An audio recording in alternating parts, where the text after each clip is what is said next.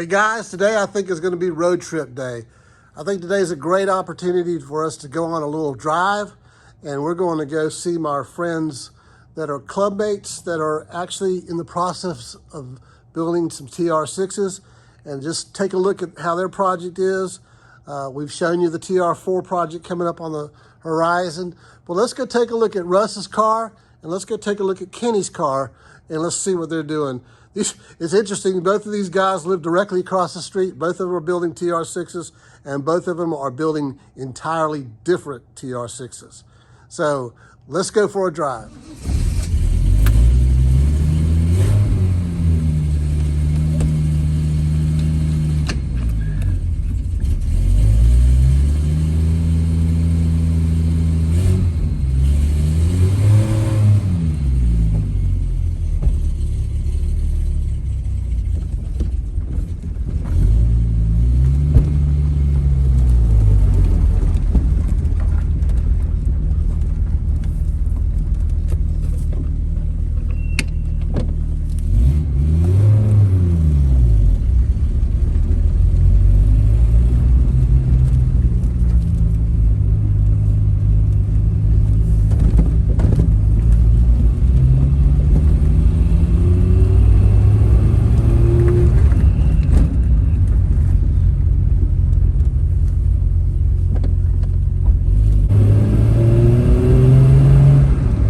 Beautiful day today. It's the first day in weeks that it hasn't rained, and so the skies are blue. It's just a nice day. Thought I'd take the blue car out for a drive. It hasn't been driven in a little while. It still needs a little love, and so I do know that this gas feels like it's a little old, so I need to run it out anyway. Put some good gas in here and make it feel a little bit better. Yeah, it's definitely got some old gas. So we'll run by Russ's in Kenny's house, and like I was telling you, they're building two entirely different TR6s. Russ is building a more traditional TR6 with the inline six. He's gonna cam it up a little bit.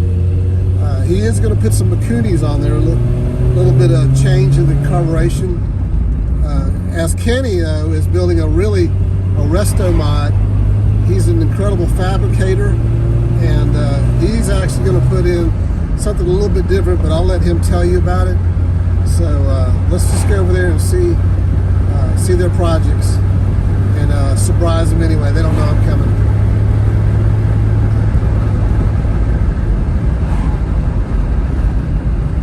Both these guys only live a couple of miles from the shop, so it'll take us about a minute to get there. And so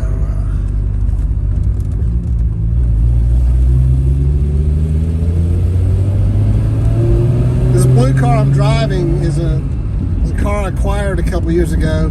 It belonged to a local pilot and fighter pilot, and he's gotten to where he was just unable to get into it and out of it. He was the original owner of the car. He brought it to me to get it tuned up and get it running really well so he could sell it. And after we got it running and driving, this is an unmolested car. I mean, literally nothing has ever been done to this thing. It has what we would consider factory air, dealer installed, originally installed. It's got factory air. It still works. Everything works in this car. It's an absolute time capsule. One of the reasons why I bought the car is because of the fact that nothing has ever been done to it, and it was a perfect roadmap to building the Kenny car, which I could walk 5 feet away and see how any wire was routed, or how a cable was run, or the way the proper shape of a brake line. All of that was there within 5 feet. The gentleman that owned the car, he insisted that I buy it, and he gave me a deal that I could not refuse. After I finished the Kenny car, and when I went to my wife and said, honey, I think I'm going to put the car up for sale, the blue car up for sale, knowing that it would make a good profit and it would probably pay for the restoration of the Kenny car. She said to me, she looked at me, she said, "You're not going to sell my car." I said, "Okay, it's your car." So that's the story of the blue TR6. So here we are at Kenny's house. We're pulling in. Like I said, he doesn't even know I'm here, but we'll get a good look at his project as it goes anyway. So, all right, here we are. All right, guys, this is my friend Kenny Yard. We've been friends for 30, almost 40 years now. High school. And so Kenny has owned a few British cars in his life, but this is the project I was telling you about, and it's a little bit different. So let's go inside, Kenny, and take a look at your car. And tell me a little bit about what you're doing and what was the driving force behind your project. Well, let me turn on lights and all. So I see a chassis. Yep. I see a body. That's a nice looking rotisserie you got there. Yeah, I borrowed it. So, what I got going on here is the 76 TR6. And I'm doing an engine swap.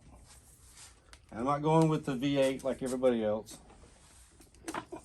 I wanted to do something a little different. So, I've got a 3.6 liter out of a Camaro. And so what year Camaro is this? Well, the engine is an LFX. It's out of it's same thing as what's in a 2015 Camaro. So you're going to put a Camaro engine and transmission. 6-speed transmission, Nissan R200 rear end. Have all that stuff already been fitted up. So guys, I know that this fits. I've watched it, seen it mocked up. As I told you earlier, Kenny is an incredible fabricator, but he's done a few things to this chassis we're going to discuss about beefing it up, because he's a little concerned on the torque issues of this. And so I'm going to let Kenny tell you a little bit about what he's been done and what his plan is. So started off with, these are the motor mounts. And these motor mounts are actually the original motor mounts that went here. And what I did was I cut them off, plugged the holes, turned them sideways, and then beefed them up to go to the frame. And I had to make my own motor mounts and stuff. There is no kit for this. I did beef up the frame here with the square tube. I beefed up the lip on both of these on the t-shirt, and added some holes to it. And then I ended up going back here in the back, and there's actually a plate that goes in on the back side of here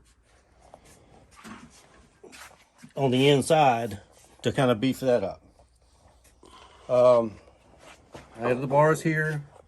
I've done the differential supports. I've done like everybody else and gone in there and put the plates on the side, support plates on both of these. So you boxed all of the I boxed all of those in. I was going to do a few more things, but then what I found last night was, you see this line right here? I thought at first that was just paint run, but it's not. That's the actual support, and you can tell it's pushing down on it, and it's making that imprint in that metal.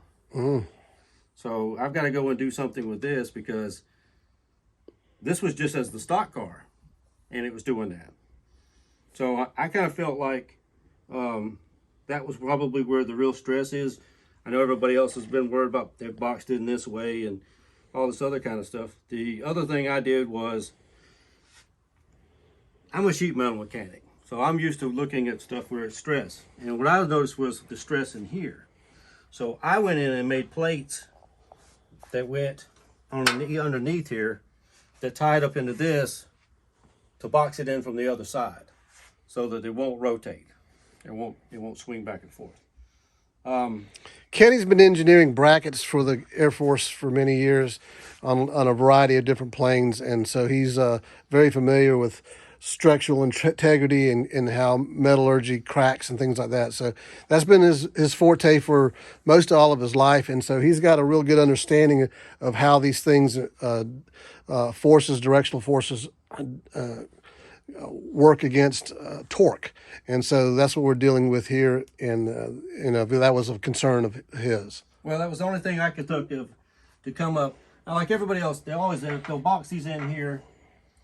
I've seen that. I looked at that, and I really didn't feel like that was fixing the problem. I think it's one of those things where you know there's a problem, but you're not sure of how to fix it.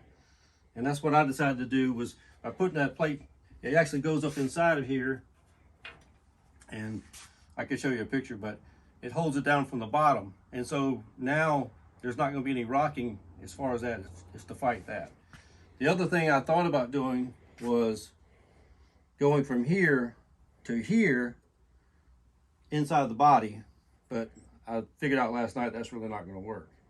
But so once I get this done, then I can start to put some of this other stuff together. I've been painting and cleaning. So let's take a look at your rear end and what you've gotten. So that's the R200. That's out of a 2008 G35.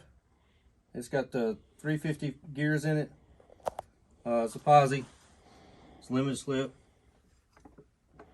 I did go in and re-drill the plates on the front here for the stock drive shaft, and then I'm going to do an adapter from the stock drive shaft to the flange for the transmission. So I figured that part of it out. You know, pretty much. So let's take a look at your body, because you've made a few mods on it as well. Yeah. You've had to make some accommodations for the engine, and so let's. So I'd have to you got the pictures of when I first got this car. First got this car, all of this was pretty much rock. Floors rock, absolutely gone, and the wheel wells were kind of all holed up. But so I've rebuilt this. All the lower sections have been redone. I went in and modded it there used to be the, I guess you call it a pedestal, whatever sticks out here. I cut that away and reboxed it. I've added this channel and added that dip right there. So why did you do that dip? What does that accommodate? Well, so the bottom of the bell housing is really close right there.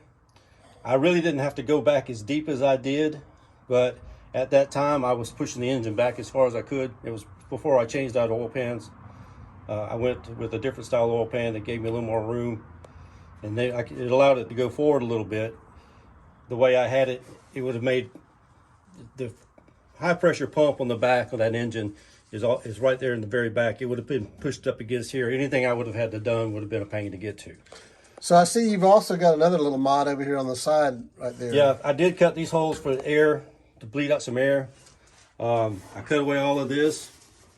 I had to flare this here on both sides for the exhaust. That particular engine has only got one exhaust manifold on each side. This is beautiful work right here. So I did that to make room for it. It fits really nice. Still not sure that I'm done with the mods. I think I'm going to have to cut on that fender there for an alternator to get it to work. But it looks good sitting in there. It fits a lot better than I thought. It is tight as far as this with the frame and everything. It's not really made to give you a lot of room at the bottom. But I've had to fix a lot of stuff, and it's been a learning experience for sure. So how does this engine compare in weight to the original TR6? So the original engine is, 475 pounds or something like that. The engine itself is like 40 or 50 pounds lighter. The transmission's a little bit heavier, so it probably is pretty close to about the original weight. It's just moved, the weight's going to be moved back a little bit. That engine is 323 horse, so 7,000 RPM engine, so it's going to have plenty of power. And the standard TR6 engine, you're looking at 120 if you're in a... up to 150, yeah. most people, if it was European spec. Yeah. I had to make the motor mounts. I went through I don't know how many different motor mounts before I found something that would fit. So these are his custom motor mounts that he made. Just Yeah. you're a CNC guy, aren't you? Yeah. I mean, that's pretty much what I do as far as the water jets and stuff goes. Same thing, basically the same kind of stuff on the side over here. Yeah. So his fabrication work is awesome. So tell us a little bit about the rest of the body. What have you had to do on it? Well, I had to replace both floor pans. I've had to fix all of this back in here. This was all rotted up. So when you bought this car, Kenny, was this a complete car? No, or? this was a body and a frame. And the guy that I bought him from in North Carolina, really good guy. He's got tons and tons of Triumph stuff. And I went up there and I picked up the body. The body was sitting on its side, and you could see straight through it. And he loaded the frame on there with the tractor, and then we went into his barn and he pulled out just boxes, whatever I wanted. He's like, "What do you want? You want these doors? You want this hood? You want?" And so, he loaded me down with anything I could think of or anything he could think of. So in the Triumph world, we consider these cars bin box cars. So you really was a bin box car for this. This one here, it was like when you were a kid and you went out and bought you a model and you broke the model off from the little plastic thing. That was basically what it reminded me of. There won't be any part of this car that I haven't touched. And or probably wasn't any part of this car that was originally put together. Yeah, it's going to be, I want the car, I'm not going to mod up the body. I want it to look pretty much like it's supposed to look. I've seen where people do taillights and all that stuff. I'm not doing any of that. Sounds like you're building a sleeper. Well, it's going to be a car that you're going to, hopefully, you notice, but isn't going to be one that, there are some things that I'm going to do that you're going to be able to tell. I haven't decided yet whether I'm doing the side vents or not, but I did pick up some parts, some emblems and stuff that I'm going to put on there if I do. Do you have a set of the side vents here? No. Okay, I can show them at Russ's Russ job. got them over there.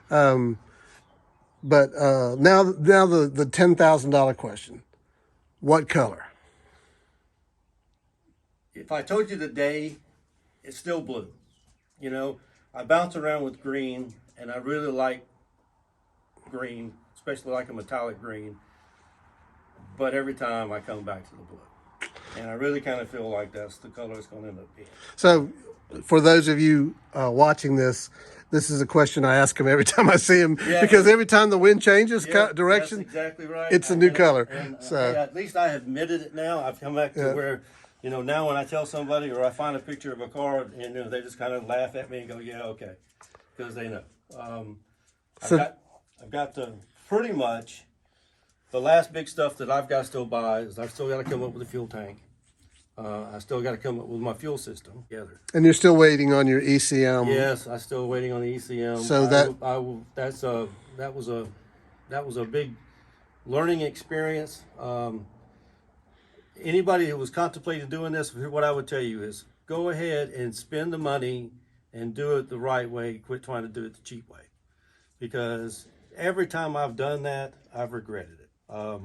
I went with a company that had a really good website, but that's turned into a nightmare. It was a very expensive lesson. So it's one of those things where if I can get my money back, I will, and in which case I will go with a company that I know is doing this and they know how to do it. The website that I went to, the guy really looked like he knew what he was doing. Yeah, really good website. That was about as far as it went. But still trying to figure out some of the hurdles as far as making it all work. I got my pedals and stuff sorted out last night. So I'm going to work them in. So tell me, what kind of wheels are you going to put on this? Have you decided on that? I've got the XXR wheels. They're 16x8s, 0 offset. They're basically the same wheels that Russ has got on his car. They're just different. I've got the chrome rim or the chrome trim instead of the all black. I looked at a bunch of different ones and I just kept coming back to that. Tires are going to stick out a little bit. I know some people might not like that, but that's all right. As I always say, it's your car, your money, your ideas. So you enjoy what you like. I saw a guy, or I saw a car for sale here recently that was done up very similar to this. You know, and you could tell the guy had only recently finished it, and then he had put it up for sale. And I thought, man, I hope like I don't have to do that, because I mean, I get it if you want to build another, you know, but this has been something I've wanted to do for a very long time. Well, Kenny's not. This is not a new thing for him. He built an MGB V8 a few years back, and that was a nice car. Well, that was actually the early '80s. Yeah. In fact, it was a V6. Which is now they have a kit for that, but at the time I did it, there wasn't anything, and it was just one of those things where I had a car that had that engine in it, and I really liked that motor, and I had that MG, and I thought, you know, I wonder if that'll fit, and it went in there with like a glove, and it was great, and I loved that car, but that was back in the early '80s. Yeah, and like I said, Kenny and I have been friends for a long time, and that was always a nice car. But this is going to be a beautiful car. I'm telling you, he's doing it right. And I can't wait to ride in it. It's going to be a rocket ship of a car that's going to probably handle really, really well, because the weight distribution is going to be very similar. I think it's going to be just an outstanding project. And Kenny, we're going to come back a little bit as we go and let people get an update on where it is. So let's take a quick trip across the street, actually, over to Russ and surprise him and let him tell you a little bit about his projects. He's got a couple things going on that's interesting as well. His is a little bit more on the traditional side, but he's doing a few different things. And so actually, Kenny had told you about the side vent cutouts. He actually made a set for Russ, and we'll let you look at it because the craftsmanship on it is just spectacular. So let's go take a walk. So literally, we're going to walk across the street over to Russ's shop.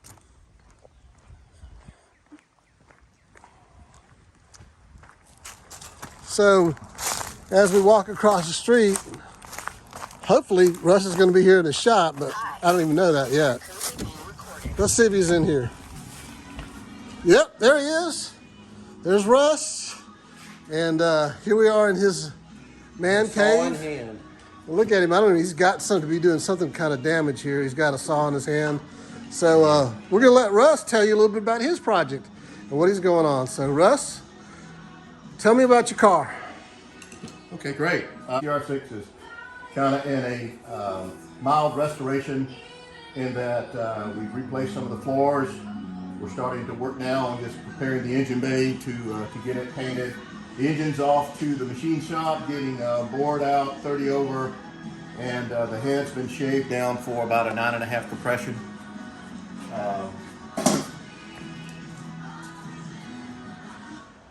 So how long have you had this car, and where did you get it?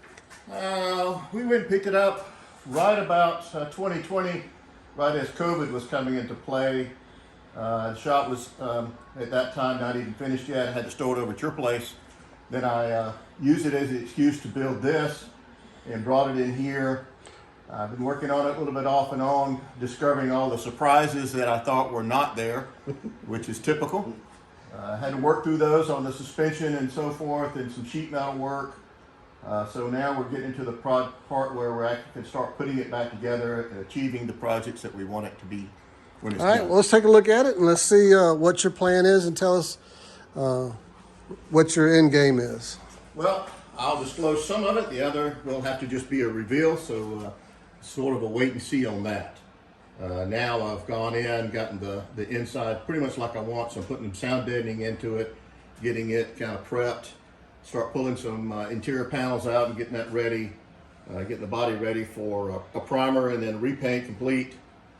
Changed out the wheel combination a little bit, changed out the stance, lowered it about 1 inch all the way around. Working on, like I said, getting the firewall and the engine bay like I want it to be. It is by no means a concourse car, but when I realized some of the things that had to be done to it, that was out the window anyway. So now it's just, it's mocking it up to make it a fun car. something that'll make me smile and be pretty much assured I won't pull up next to one at a show or at a red light. So, unlike Kenny's car, you're going to go back with a more of a traditional style car, right? The power plant will be the original engine that came in the car. It'll be a little bit heftier in its performance. Other than that, yes, same drivetrain. So you've already gone through in this, and you've already done all the suspension work. Is that right? Correct. And you've done front and rear? Front and rear. Okay. So basically, we're looking at power plant and putting it back together. Yeah, well, that and pulling the windshield off, replacing some of the rubbers and seals here and there, that sort of thing. Working on the bright work, getting it like I want it to be. Going to send off some things for powder coat. As I mentioned before, this car will be a little bit different than your typical off the showroom floor condition. But it'll be something, I would say, kind of a cross between a track day car and just something you can just enjoy touring around in. I'm gonna say, I see you made your own little template over there. Yeah, I've started into it. There's no turning back. Well, I was gonna tell you, I could have given you a template for it. But That's part of the fender flares. As I was telling you over, Kenny produced these pieces right here himself, and so That's the inside one. Yeah. This will be the outside one. Again, as I mentioned, this is not even what Goes together like that. what the factory cars would have turned out. It's going to be more of my modification version of how I'd like it to look. Yep.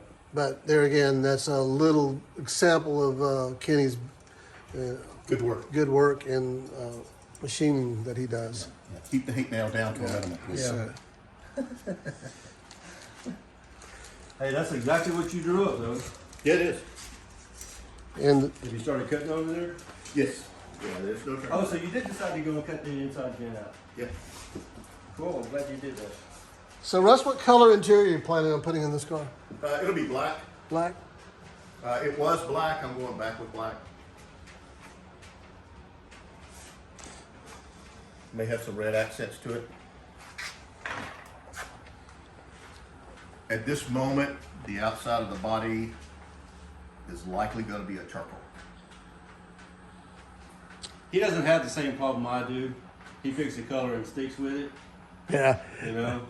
Like I said, that's always the fun part of going to Kenny's shop or his house is, well, depending on weather, it's It's the on color. the last car I saw that I liked the color of. It's like, oh, I like that. Man, I wonder what that would look like.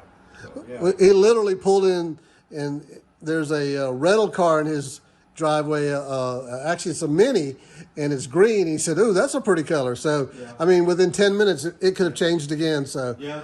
we'll have to When reveal. the car's primered and I've gone and bought the paint, that's when you need to ask me because that's when it's going to be for sure. But, like I keep falling back on the blue. That was not the original color, but that's kind of the wind of where it's at now. I think it's a pretty color. It's a unique color. Yeah, and the thing is, I've seen a lot of cars. You see the color and it looks great, but then it doesn't look great on every car. I think the size of these cars, they either need to have an outstanding color to it or a loud exhaust so they don't get run over by soccer moms. Yeah, well, that's just an opinion. Yeah. Well, guys, just wanted to give you a good look at what's going on in Middle Georgia at the Ironmen Garage Club and Middle Georgia British Auto Owners. We all have a little bit of projects. I know David's got a project he's doing he's doing Austin Healey, right? It's a MG. We won't talk about it. He's doing MG? Yes. Oh, I was thinking, okay. And so he's got a project going on, and hopefully we'll get up to his shop and let you see that. But there's a lot happening in Middle Georgia, and I just wanted to share with you a few minutes of what we've got going on. And so hopefully we'll come back another day and give you an update on the progress. And for that, you guys have a great day. God bless you, and have a nice day.